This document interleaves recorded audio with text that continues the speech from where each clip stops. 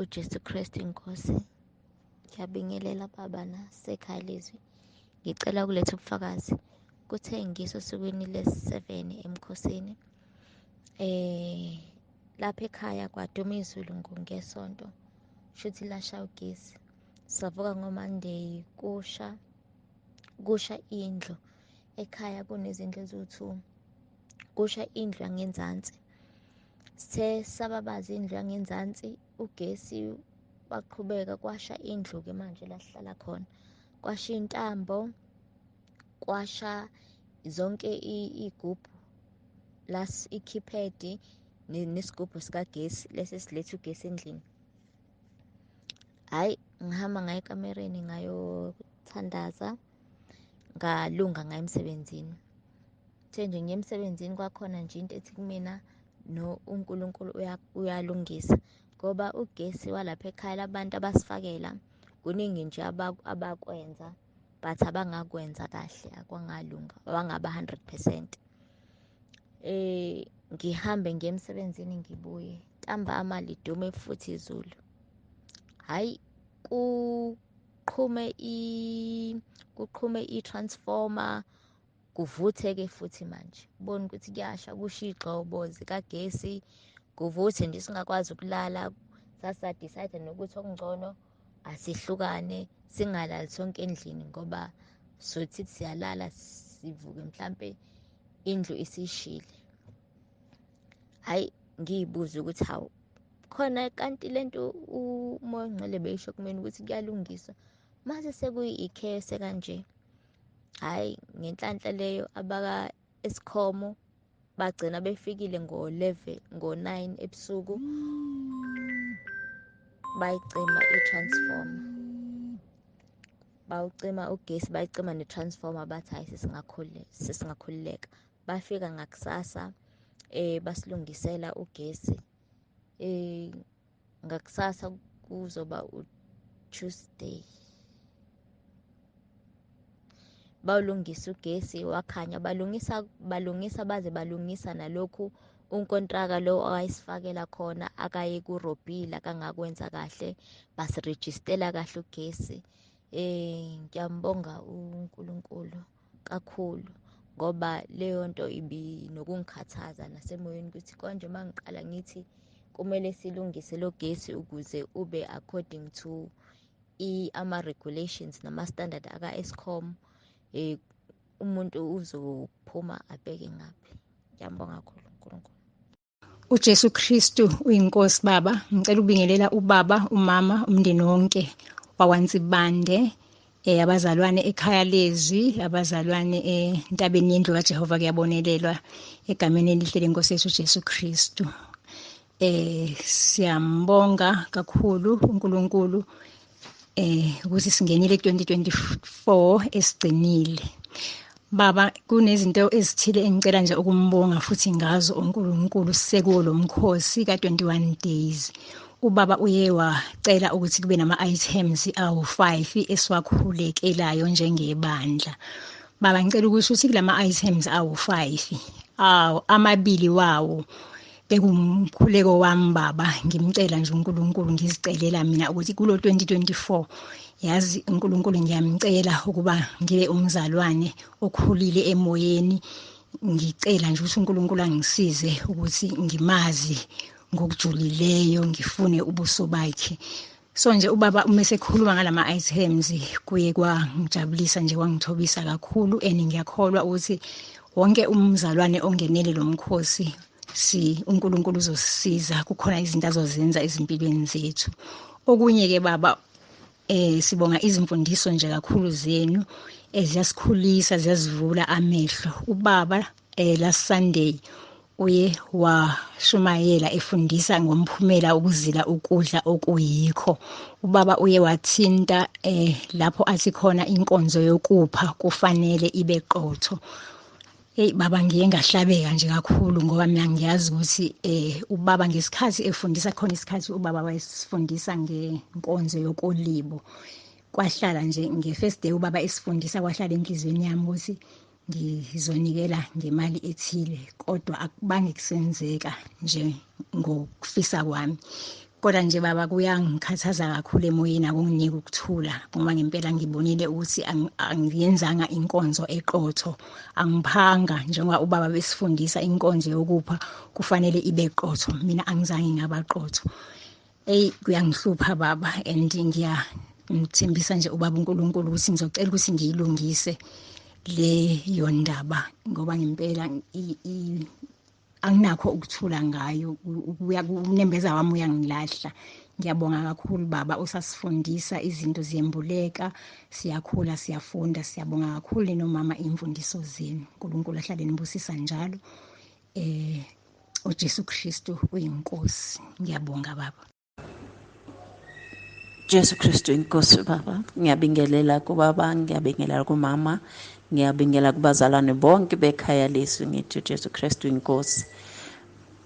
Baba, sibonga uNkulunkulu asithwalile saya emakhaya, sabuya sibuye saphephile. Zikhona izinto naloku kwakwami okuthusayo kuya phambili phakathi kwami nobaba, kepha nje ngizizwa ngikhululekile. Kuyenzeka, kuyaqhubeka kakhulu lento ayenzayo, kodwa mina ngihlezi nje ukuthi uJesu inkosi, uJesu Kristu inkosi.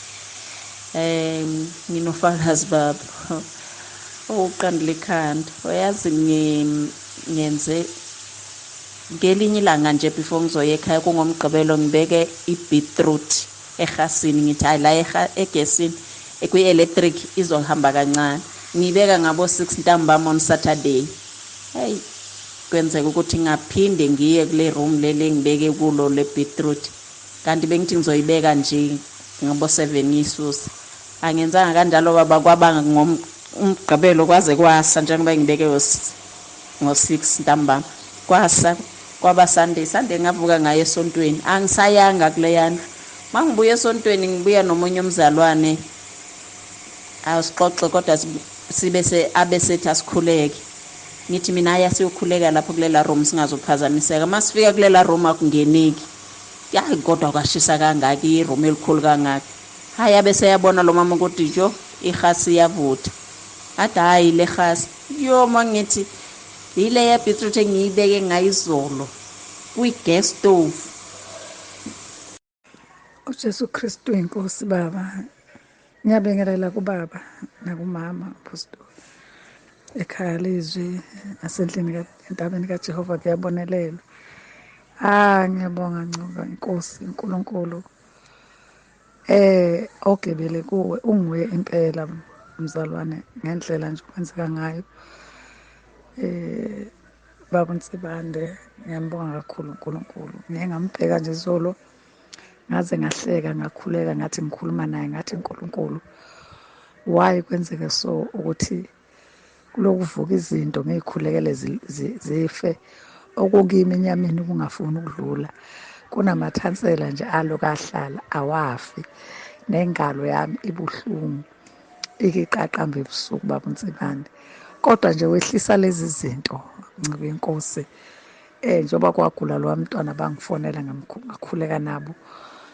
Kwabambeka lo mntwana engimkhulekisa la ekhaya ono 10 years, unesifuno ezifuthe eziwu3, unemobilize.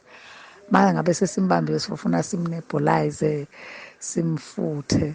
Kodwa kulokhu ngathatha isinqumo, ngathi uNkulunkulu la ekhaya nje ake ngimkhulekele ngibone ukuthi kuzokwenzakala. Seshilo umama wakho uzovukela eklinikhi, ngavele ngakhuleka naye ngoRoma 10:9. Baba uNkulunkulu wavele wenza imanga, waphila umntwana. Akakazayi eklinikhi, nayo ngiyadlala, uzowaqhuma isilonda la emlonyeni okukhombisa ukuthi umkhuhlane wakhe busumkhulu. Izolo nje lelilodwa, izolo mangithi ngiyafonelwa umfana lo khona ngapha eMzingazi, ngihamba nomakoti wakhe esontweni laphana. Sibayafonela untombazana ukuthi mama ingane iyayibhonqa, iyayijiba isisu nje, nasiyayikhipha cha sikhiphi, guqa phansi sikhuleke ngakho, guqa phansi. Ngathi mkhulekele mina ngizokhuleka ngapha, sakhuleka sasho lo Roma 10, ngamkhulekela ngathi Jesu Kristu inkosi. Angizange ngize ngimsendele nanomkhuleka, sakhuleka. Baba Msibande, ngasuka lapho ngalala. Mase ngiyobafona la sisulala, ngiyabuza unjani umntwana, bathi mama ulele manje, udlile nakancane ukudla. Ekuseni mangifona wabathi ngeke uzusho mama ukuthi khonteke yamphatha lo, nangu nje uyadlala. Manje ngiyambuka nje uNkulunkulu ngithi kusho ukuthi mina kukhona la kusasala khona kimi. Kuphela nje uNkulunkulu ufuna ukubona ukuthi ngibone ukuthi akhona amandla. Ngiyabonga kakhulu Baba Msibande, uNkulunkulu akukhulise mzalwane, akufihle nasempini. Ngiyazi ukuthi impi inkulu obhekane nayo, njengoba kunjena usathane akayifuni iqiniso, ufuna izinto ezingamaphutha njalo. uNkulunkulu angisize ngawe Baba Msibande, akuphilise uJesu Kristu inkosi. Amen. Ndiyabingelela kubaba ngegama lenkosi uJesu. Ndibingelela kumama umpostile Msibande. Ndibingelele kwikhaya leZwi lonke. Ndibingelele kubazalwane bonke bentaba yendlu kaJehova kuyabonelela. Ndibingelele kubazalwane be-YouTube. Ndiyambonga kakhulu uNkulunkulu ngalo mkhosi. Uminam uyanisiza endleleni. Ndiphethwe inkonzo yenyembezi, noma kudala ngigqibele kudala ukufakaza, kodwa uba ndikulo mkhosi kuvuka ukuthi mandimbonge ubaba. Endiphethe ngenceba ndimbonge uNkulunkulu. Bendiphethwe kukudumba, wathi ugqirha inhliziyo yami iyakhawuleza, kodwa kokoko ndisemkhosini imilenze yami ihlile ayidumbanga. uNkulunkulu utyhile izinto kulo mkhosi, etyhile nento, indaba yokubona inyoka ingathi lapha endlini kuthiwa masiphakame sonke enkulu, kodwa loo nyoka le iye yadliwa lingundwana. Nkosi yami, sathi sisithi sekharibhothini, ifile. Ndiyambonga kakhulu uNkulunkulu okwenzileyo ngempilo yami. Ndibulela nokuthi ndizivuma izolo, ndibona uThixo endinceda. uNkulunkulu eyithambisa impilo yami, ndisiva kamnandi, ndilala kamnandi. Ndiyambonga kakhulu uNkulunkulu. Ndithi udumo lonke lufanele yena nosuku. uJesu Kristu inkosi. Jesu Kristu inkosi. Amen. Jesu Kristu inkosi. Baba, ngiyabingelela ekhaya leZwi, ngibingelele entabeni yendlu kaJehova, ngibingelele umndeni kababa wonke wakaNsibande. Ethi uJesu Kristu inkosi. Siyambonga kakhulu uNkulunkulu Baba, sime ngalo leli gama eliphezu kwamagama onke. Sithi uNkulunkulu akehlulwa yilutho empilweni zethu, noma sesiza ukuthi siyaxega, kodwa uNkulunkulu usibiyele, usithwele Nkosi. Ke kuthi noma uza ukuthi nanka amandla kuphela, uhambe ukhuleka ulibize leli gama. uNkulunkulu sikhaviwe la ezine-umbrella, abantu abazi umbrella. Ngiyambonga kakhulu uNkulunkulu. Ngimbonga nangekhaya, nangekwami. Bazalwane, ungiphethe ngapha nangapha. Ikhaya la ngizalwa khona ungiphethe. Ngibona izinto ey'ningi yishintsha kwami. Kuyashintsha kuningi, ngikubona kushintsha. Bazalwane, angimazi ngendlela uNkulunkulu angisiza ngayo, Uke wathi umyeni wami nje emaholidini kaDisemba enokugula enyaweni, kungavuma alale, thathe ey'jikijela iy'nyawo ey'jikije. Ngithi yini kwenzenjani? Etheni akulaleki, kuhlunga imilenze yonke iyashisa, akulaleki, iqinile. Ngathi mina ngicela sivuke sithanda. Savuka sakhuleka, senza abaseRoma, sakhuleka, saqeda lapho salala. Masilala walala vithi umuntu. Ekuseni ngiyambuza ngithi benjani? Wathi wazi wangisiza umkhuleko wakho, ngilale ngisizwe umkhuleko wakho. Ngathi hhayi, awusizwanga umkhuleko wami, usizwe uNkulunkulu. Ngisibona umkhuleko wami, uNkulunkulu benawe ukhombisile ukuthi uyakuzwa, ukulalelile kumkhuleko wakho. Ngathi yena-ke ukusizile. Sathi masibuya lapho sawukhuleka lo mkhuleko 2 days sisekhaya. Masibuya sesibuyele emsebenzini, mayethi nje wathena, yazi ngicela unginikeze lo mkhuleko ngibe nawo. Ngathi mina ngangikuthumelelile umkhuleko kunawe efonini. wathi yena kufuna ngikwenze usuku nosuku. Uma ngithi ngiyawuvula efonini yakhe akakaze aviwe, ngifike uviwo osuku i-VN ekhomba ukuthi ayikaze ivulwe, mase kunesikhathi ihlalile ivele igoloze ukuvuleka. Ngathi mina-ke ngizokuthumelela kabusha umkhulu. Kwabonga, wajabula, u-right, wazi washo ukuthi ngibona ngenye indlela-ke njengamanje indlela uNkulunkulu akasebenza ngayo. Ngiyambona ukuthi ukhona, ngiyambonga kakhulu uNkulunkulu Baba uJesu Kristu. uJesu Kristu inkosi, Baba uNsibande nomama Ntsibande, ngelihle igama lenkosi, amen. Ndithi mandibulise nasekhaya leZwi, abantwana bakaNkulunkulu, ngelihle igama lenkosi, amen. Entabeni yendlu kaJehova kuyabonelelwa. Ndiyababulisa abantwana bakaNkulunkulu, ngelihle igama lenkosi, amen. Ndicela ukudlulisa ufakazi apha tata. Kuthe ngoLwesithathu xa sisithi sifaka igesi apha irhasi, siyifaka esitovini apha, kwangavuma phaa kum, kwathi uba kungavumi sayifaka ke. Ndanento ethi mandike ndiyilayite le gesi le ndiyibone uba ingaba irayithi na. Xa ndiyilayite nyhani ibe ngathi irayithi, ndiphume ndishiye umyeni apha ngaphakathi. Kube khona unembeza nje uthi wena ngeli xesha uphumayo ikhona into ezoshiyeka isenzeka apha endlini. Hayi, ndangahoya ndahamba. Xa ndifika ke kwenye indlu ndithi ndiyeva ke ngomyeni nam uyakhwaza, hayi bo, kuyatsha, kanti uve wavutha eli gqongo lerhasi apha phezulu le ndawo ijijwayo. Wakhawuleza ke yena walijija still lavutha futhi. Ndifika ke ngoxa egalela amanzi. Into endiye ndayenza ke before silayite, ndiye ndathi uJesu Kristu yinkosi, uJesu Kristu yinkosi, uJesu Kristu yinkosi.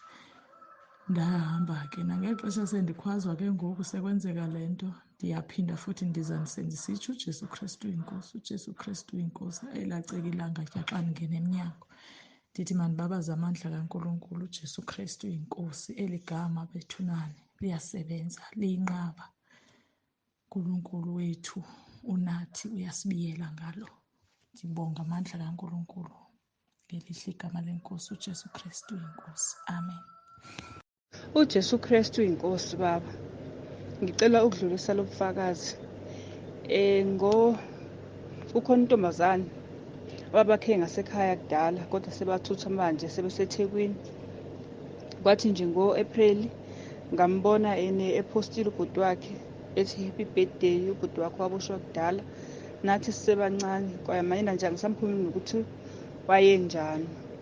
Ngadabuka nami, inhliziyo yami yabuhlungu, ngakhumbula ukuthi ngacabanga ubuhlungu ababuzwayo.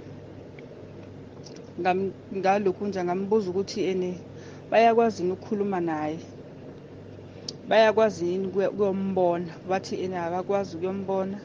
Ngathi kodwa kuthiwani, uzophuma nini? Wathi akushiwo lutho nje, kuthule nje, lokhu aboshwa nje, kuthule nje. Ngase ngimtshela ukuthi asingene emkhosini. Kwakukhona umkhosi wawukhona ngo-April, ngisazi noma kwakuwa-7 days yini. Ngathi asingene kona simkhulekele, akukho uNkulunkulu okumahlulayo. Sangena naye sakhuleka. Ngase ngimsendela abaseRoma 10 umkhuleko ubaba akasendela wona.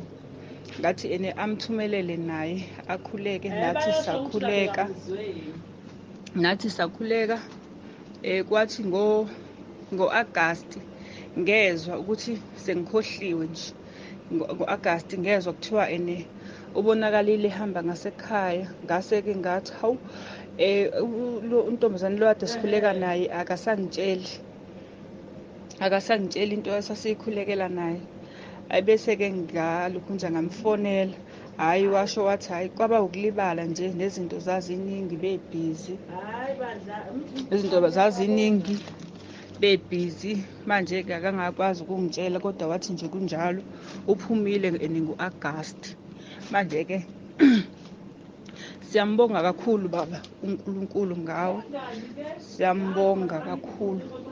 Siyambonga uNkulunkulu uyasenzela izinto ngenxa yalo mkhuleko. Ngiyabonga kakhulu baba, ngiyabonga, ngiletha udumo kuwe.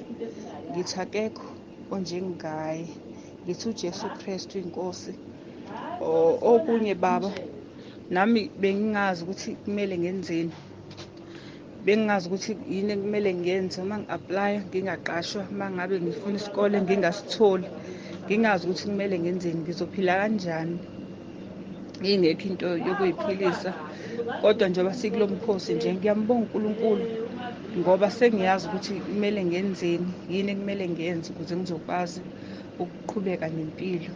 Ngithi uJesu Kristu inkosi. Ngiyabonga kakhulu baba. uJesu Kristu uyinkosi. Ndithanda ukubulisa ubaba uNtsimande nobaba uNtsibande nabazalwane bonke egameni lenkosi yethu uYesu Kristu. Ndiyambonga kakhulu uThixo ngawe Tata uNtsibande. Ndizodlulisa ubufakazi. Ngavuka nephupho elibi ngalezi ntsuku zomkhosi. Ngiphupha ndisilwa kakhulu nomyeni wami. Uma ngithandaza uRomans 10:9 kwambuleka ukuthi angiqali ukuphupha amaphupha anje. Uma ngiye ngawaphupha siyesilwe kakhulu, kwembuleka ukuthi mangiyoxolisa kumyeni wami ngokuba ngilwe naye. Akukhange kube lula. Ngamcela uThixo uba angincede ngiyenze le nkonzo yokuzithoba ndixolise kumyeni wami. Ngaya kuye ngaxolisa, walamkela uxolo lwami. Ngathi mna andisoze ndiphinde. Ndabe sendimchazela ngale group, ndamcela ukuthi sithandaze uRomans 10:9, sifunde namazwi sizikhulule. uJesu Kristu uyinkosi. Since that day ndaba nokuthula enhliziyweni yami. Kwalapha endlini kumnandi, uThixo usenze sabanye. Ndibulela kakhulu tata ngemfundiso zakho. Ndibulela kakhulu nokuthi ndibe ngomnye okhoyo kule group. Ndifunda lukhulu. uThixo woxolo akusikelele. uJesu Kristu uyinkosi. Ngiyabingelela kubaba noma abazalwane basekhaya leZwi entabeni yendlu kaJehova kuyabonelelwa. Kwashintsha ukudla epletini izolo. Kwashintsha ukudla epletini. Kubiza ukuthi silenze izwi likaNkulunkulu. Noma ngathiwa libukeka libukhuni kangakanani, lingayenzi sense. Ngifisa nje ukudlulisa lokhu baba ukuthi khona omunye umama la elokishini la ngihlala khona. Umama obedayisa insangu. Wadayisa insangu, wakha ngemali yensangu. Wakha umuzi muhle, umuzi wakhe. Wakha nama-outside building ukuze azokwazi ukuthi aqashise ngakhona. Ufaka nje negate ubiyile, muhle umuzi wakhe nje, umuhle. Wathola insindiso, usindisiwe manje. Uthe ekuhambeni kwakhe ekukholweni, shuthi kwafika kuyena ukuthi lo muzi engawakha, ngawakha ngemali yensangu. Wafisa ukuwubhidliza. Kwakhona-ke ngizothi abazalwane abathi kuyena, hhayi, ngoba phela ususindisile, usuphendukile, uNkulunkulu uzokuthethelela, usekuthethelela uNkulunkulu. Wagcina ngempela engawubhidlizile umuzi. Bathi ngempela uma ngabe uwubhidliza uzolokhu. Ngoba phela wakhe umuzi ungakasindiswa. Njengoba manje ususindisiwe, uNkulunkulu usekuthethelele, wayihlanza izono zakho. Nawo lo muzi lo owawakha ngemali yensangu. Yabona nje baba, ngivusane engafikelwa uyena. Yes, nami kukhona okungithintile. Kukhona okungithintile la ngizibone khona impela ukuthi ayi kusafanele impela-ke ngiqale phansi. Ngiqale phansi ukukholwa kwami nokumkhonza kwami uNkulunkulu. Uyabo, siyambonga kakhulu baba uNkulunkulu, siyambonga ngawe. uNkulunkulu asigcinele wena. Singazuthi singasizakala sonke ekhaya leZwi entabeni yendlu kaJehova kuyabonelela. Nababiziwe ngokwecebo likaNkulunkulu ukuthi bawubone umbuso wezulu. uJesu Kristu inkosi. Amen. Ngiyakubingelela baba impostoli nemndeni wakho egameni likaJesu. Jesu Kristu uyinkosi babe. Babe nginebufakazi nje. Mane sengiphute nakukuletha. Ngixolise babe lapho. Benginemntwana lona thabo utshwala kakhulu ayintombazana. Ahamba le matshwaleni abuye ekuseni ngabo-3. Abunatha lo tshwala bakhe. Kuze kufike nalapho ngimcansukela khona. Kodwa nje ngacela uNkulunkulu ukuthi angimemukele njengoba njalo. Babe solo sicalele inkonzo yemkhosi ngiyamangala ukuthi uNkulunkulu wendelana inikani. Ungimangalise kakhulu. Kuthe ngeSunday kusho nje kusuka evikini kuze kufike kule Sunday lesibuya kuyo. Solo ukahle usobha uyahamba aye emsebentini wakhe abuye akahle so uyakhona nekusikhulumisa kane bevele angene ekamerweni lakhe akulalele. Nyalo uyakhona ukusikhulumisa uyasicocisa. KwasingeSunday wakhona kuvuka ahamba esonveni. Wabuya wahlala nathi wacoca.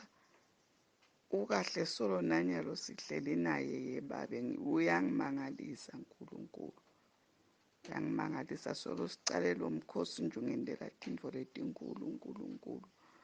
Ngoba ungifikela nekuhlaselwa kube kunengi ngiphindze ngikhumbule nemavako kuthi vele kuba khona lokuhlaseleka sithi asikhona siyalwa. Kodwa nje ngiyanqoba ngiphindze ngikhumbule moya ongcwele naye angikhumbude ngincobe mfundisi. Angathi ukuthi uNkulunkulu ngingambonga ngani. Ngithandazela nje ukuthi manje lo mntwanami le ndlela lasayicalile ayibambile angasayekeli aphumelele. Ngiyambonga kakhulu uNkulunkulu. Ngiyambonga kakhulu uNkulunkulu. Angathi babe usifunzisile nekwenta tono uvuma tono. Ngiyabhala mfundisi ngike ngaba nenhlitiyo nje ngakwata ngathukuthela kodwa ngakhumbula ngabhala phasi ukuthi sengente sono ngisenkonzweni emkhosini. Ngaqhubeka mfundisi konke kwahamba kahle kanti bese ngehlile emandleni.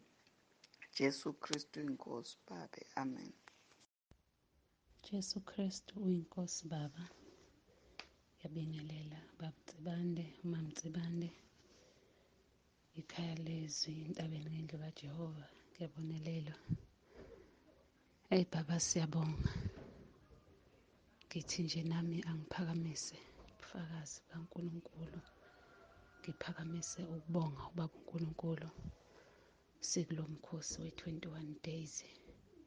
Hey baba ngiyathobeka futhi ngiyamangala. Nginembuzo ukuthi Nkosi uthando lwakho olungaka ngami ngoba baba Mtsibande besithi sikholiwe uNkulunkulu siyamazi. Kepha besinezinto zethu besizenza emaceleni. Ngibonga uNkulunkulu ukungiholela eqinisweni lingaka. Ngibonge ubaba uDlamini owangifaka ekhaya leZwi. Hey baba ngiyamangala lo mkhosi. Yazi ukuthi sihlale sibambe imikhosi yo 3 days 7 days siqeda sekunzima. Kodwa lona ngiyamangala kuze kufika ku 10 days 11 days angiphelelwa nhlobo ngamandla. Singena kulomkhosi bengehla ngenyuka kakhulu ngifuna impahla zabantwana. nje usuku nosuku ngivuka ngihamba kwesinye isikhathi ngihambe indawo ekude, kodwa nje amandla azange angiphelele until namhlanje. Lokho nje uNkulunkulu enami. uNkulunkulu uyasithanda, uNkulunkulu usenzela umusa iy'khathi ngey'khathi. Nami ngiyalibona ushintsho la ekhaya, kushintshile. Ubaba wakhona noma engakabuyi ekhaya, kodwa nje uyambona ukuthi unakile abantwana bakhe, ubanakile ngakho konke. Mawuthi nje ukuthi kuwukuthi manje uNkulunkulu ungenzela izimangaliso, ngiyamcela ukuba ngihlale kuyena, ngingasuki kuye, ngethembele kuye nje into ey'ningi ngey'qhele nje kimi, ngethembele kubaba uNkulunkulu. Uyangithobisa lo mkhosi, uyangithobisa baba. Siyabonga kakhulu baba Nsibande, iy'fundiso zakho. Nkosi. Engathi besingabambelela silalele senze lokho okushoyo okuthina ukuthi masikwenze. Baba ngiyabonga kakhulu, ngiyabonga. Jesu Kristu inkosi. Jesu Kristu inkosi, ngibingelele baba uSibande, ngibingelele nabazalwane entabeni kaJehova, kuyabonelelwa. Ngibingelele nasekhaya leZwi baba uSibande, ngiyambonga kakhulu uNkulunkulu. Bengihambile ngisestandardtone, mangifika estandardtone baba uSibande, ngingumuntu ovama ukuhamba satatazela, sengikhuleka ngendlela, kodwa that day ngestandardtone ngakhuleka three times. Abaseroma ngakhuleka umkhuleko lo kuphupha amaphupho angcolile, ngaphinda abaseroma futhi ngawakhuleka kwaze kwaba kayi-3. Mangizohamba ekuseni kwaba nalo moya ukuthi ngathi ngizothola ingozi, kanti indaba ngifikelwe ile mzindlo lena. Ngathandaza ngathi uJesu Kristu inkosi, uJesu Kristu inkosi, uJesu Kristu inkosi.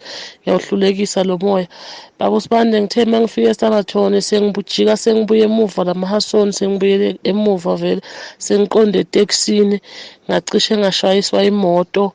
Le moto ngagquma, ngiphethe umntwana esandleni, ngagquma. Ngathi mangigquma ngashayisa la kuye la ngemuva ebhuthini, wabrika masinyane lo mama. Wangibuza ukuthi angilimalanga, ngathi cha angilimalanga, azange ngidukuzeke kabuhlungu, ngashayise kanje kancane, kodwa nje yona beyizosishayisa isihudule, beyizosenzakalisa. Ngambona uNkulunkulu, ngiyambonga kakhulu uNkulunkulu ngokungisindisa. Ngabuya izolo baba uSibande, bengihamba nomntwana othanda ukuphatha le bhegi yami encane, ngifake ipasi nekhathi lasebhenki.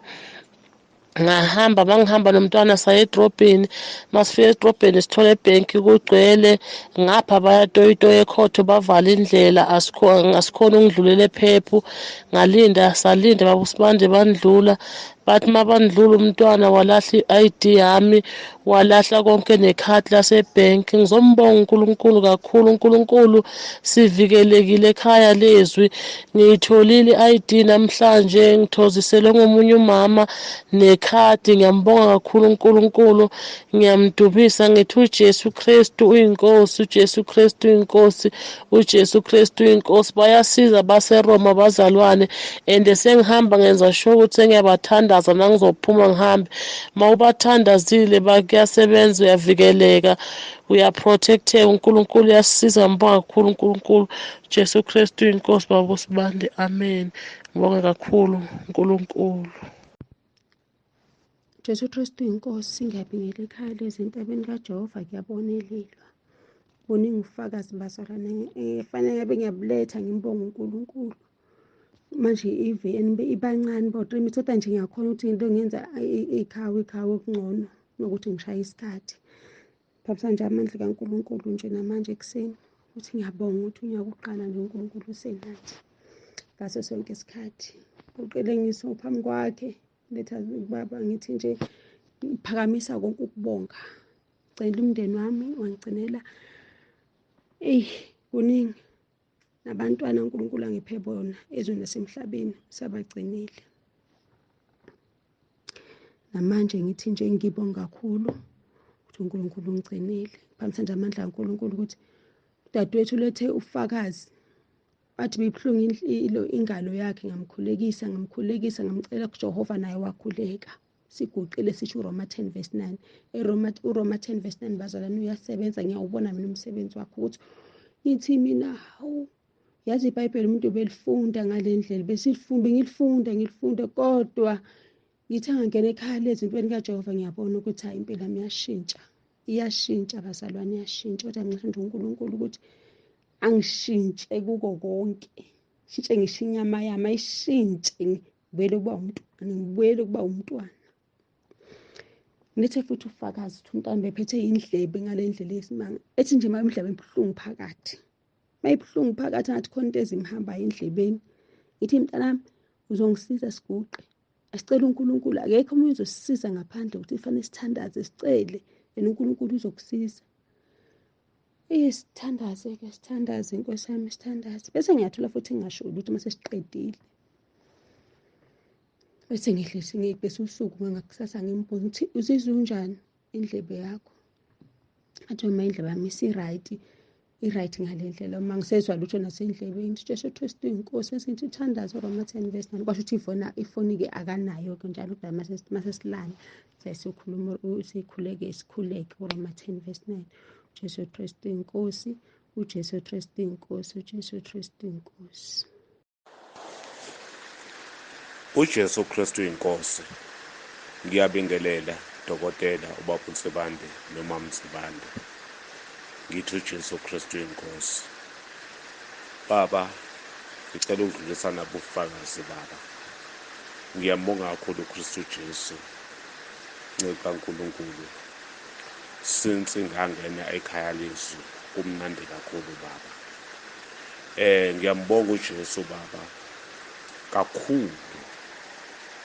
Leli gama elithi uJesu Kristu inkosi ngiyalibabaza, linamandla, ncika kaNkulunkulu. Liyaphila leli gama elithi uJesu Kristu inkosi.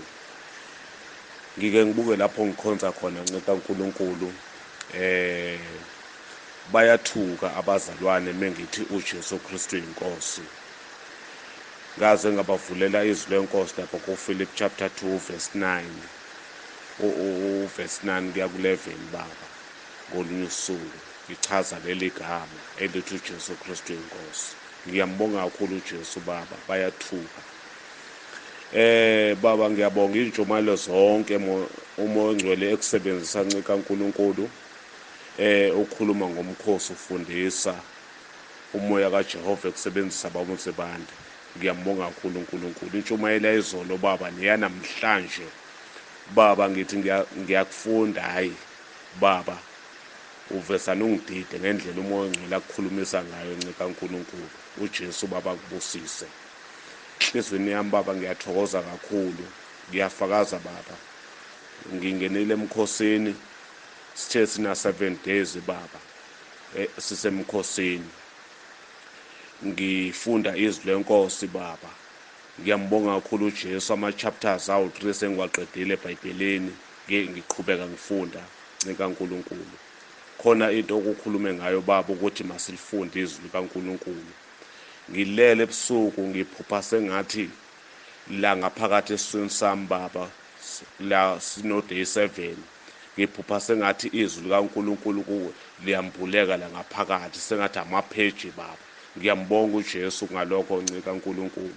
Okwesifiso sami ukuthi uNkulunkulu alembula achaze izwi likaNkulunkulu enhlizweni yami, ngikhulume lona lodwa ngoba liyaphila. Ngithi uJesu Kristu inkosi. Amen.